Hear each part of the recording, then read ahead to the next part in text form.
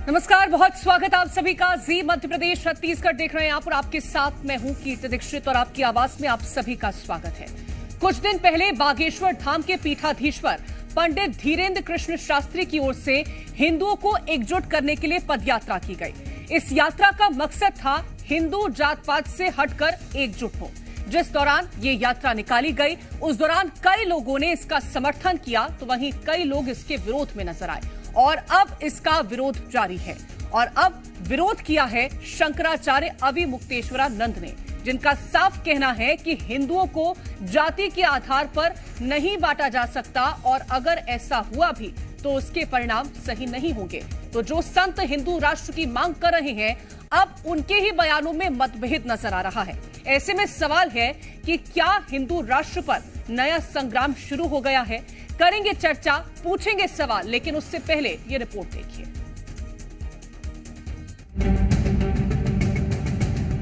अभी मेरे को इतना 100% मेरा 80% घर का पूरा मेरा व्यवस्था बन गया। कृपा से सब चीजें संभव हो जाती है और जब जब वो यात्रा करेंगे हमारा पूरा परिवार उनके साथ रहेगा।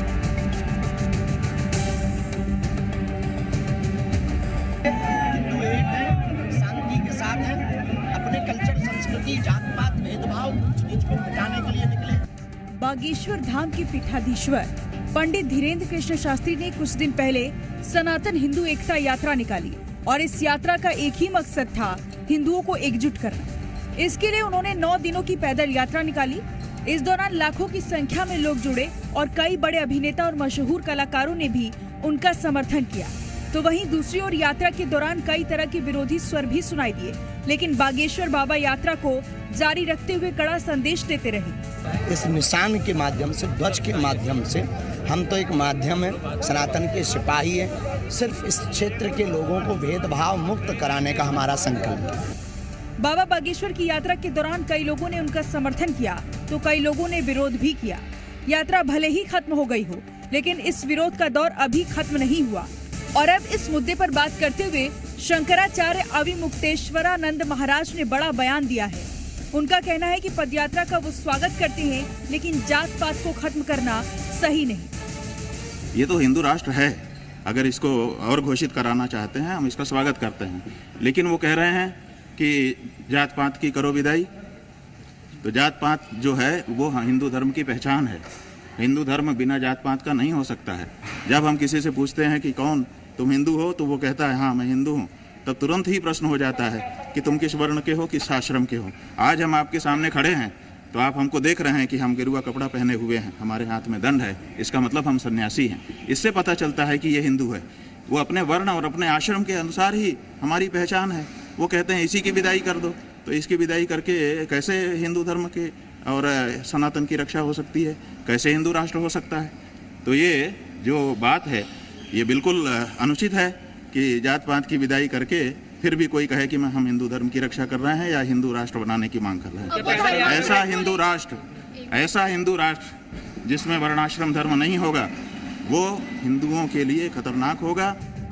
शंकराचार्य अविमुक्तेश्वरानंद महाराज ने इस बयान के साथ ही एक नई बहस छेड़ दी है, जिस पर अब बीजेपी और कांग्रेस के नेता भी आमने सामने हैं। कौन किसके बयान से इत्तेफाक रखता है, जरा वो सुनिए।